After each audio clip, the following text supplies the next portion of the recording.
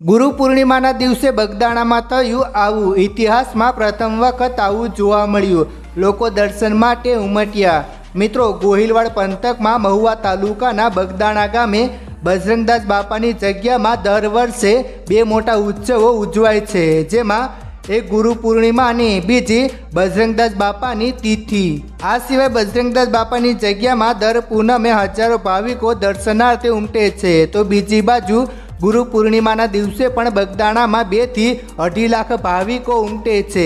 એ તમામને માટે બગદાણાની જગ્યા તરફથી રહેવા તથા જમવાની સુવિધાઓ માટે વ્યવસ્થા કરવામાં આવે છે. મિત્રો, સૌપ્રથમ આપણે જાણીશું કે ગુરુ પૂર્ણિમા શા માટે ઉજવવામાં આવે છે. એવું કહેવાય છે કે અષાઢ પૂર્ણિમાના દિવસે ગુરુ પૂર્ણિમા તહેવાર તરીકે ઉજવવાની શરૂઆત મહર્ષિ વેદવ્યાસજીના 5 શિષ્યો દ્વારા કરવામાં આવી હતી. હિન્દુ ધર્મમાં મહર્ષિ વેદવ્યાસને બ્રહ્મા, વિષ્ણુ અને મહેશનું સ્વરૂપ માનવામાં આવે છે. મહર્ષિ વેદવ્યાસને બાળપણથી જ આધ્યાત્મિકતામાં ઊંડો રસ હતો. ભગવાન પર ધ્યાન કેન્દ્રિત કરવા માટે તે જંગલમાં જઈને તપસ્યા કરવા માંગતા હતા, પરંતુ તેમના માતા પિતાએ તેને આવું કરવા દીધું ન હતું. પછી વેદવ્યાસજી મક્કમ બની ગયા. આ પછી વેદવ્યાસજીની માતાએ તેમને જંગલમાં જવાની પરવાનગી આપી હતી, પરંતુ માતાએ કહ્યું હતું કે જો તેને જંગલમાં તેના પરિવારની યાદ આવે તો તેણે તરત જ પાછા ફરવું જોઈએ. આ પછી પિતા પણ સંમત થઈ ગયા. આ રીતે તેમના માતા પિતાની અનુમતિ પછી મહર્ષિ વેદવ્યાસ ભગવાનનું ધ્યાન કરવા માટે જંગલ તરફ ગયા અને તપસ્યા શરૂ કરી. વેદવ્યાસજીએ સંસ્કૃત ભાષામાં નિપુણતા હાંસિલ કરી અને આ પછી તેમણે મહાભારત, 18 પુરાણ, બ્રહ્મસૂત્ર સહિત અનેક ધાર્મિક ગ્રંથોની રચના કરી. તેમણે વેદોનો પણ વિસ્તાર કર્યો. તેથી જ મહર્ષિ વેદવ્યાસજીને બાદરાયણ તરીકે ઓળખવામાં આવે છે.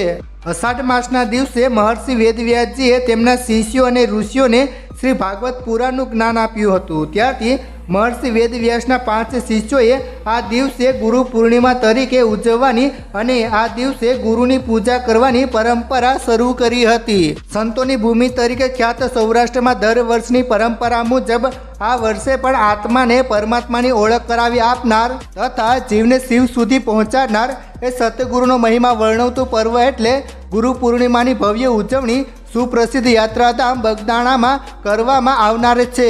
બગદાણામાં ગુરુ પૂર્ણિમાની ભવ્ય રીતે ઉજવણી કરવામાં આવી રહી છે, જેને લઈને આ જગ્યામાં ઉત્સવ જેવો માહોલ છે અને આ ઉત્સવમાં કુલ 10,000 જેટલા સ્વયંસેવકો સેવા આપી રહ્યા છે.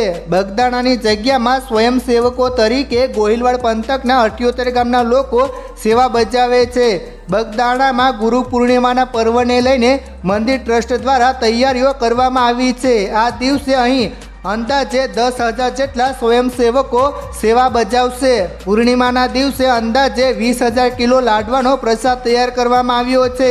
આ ઉપરાંત 5,000 કિલો ગાંઠિયા, 8,000 કિલો શાકભાજી, 2,000 કિલો તુવેર દાળ, 5,000 કિલો લોટની રોટલીની પ્રસાદી તૈયાર કરવામાં આવશે. ગુરુ પૂર્ણિમાના દિવસે ગુરુ આશ્રમ ખાતે રવિવારે સવારે 5 વાગ્યે મંગલા આરતી કરવામાં આવશે. ત્યારબાદ સવારે 7 વાગ્યા બાદ ધ્વજા પૂજન અને 8:30 વાગ્યે ધ્વજારોહણ કરવામાં આવશે. બજરંગદાસ બાપાનો એક મોટો અનુયાયી વર્ગ સૌરાષ્ટ્ર ઉપરાંત સમગ્ર ગુજરાત અને મુંબઈમાં છે.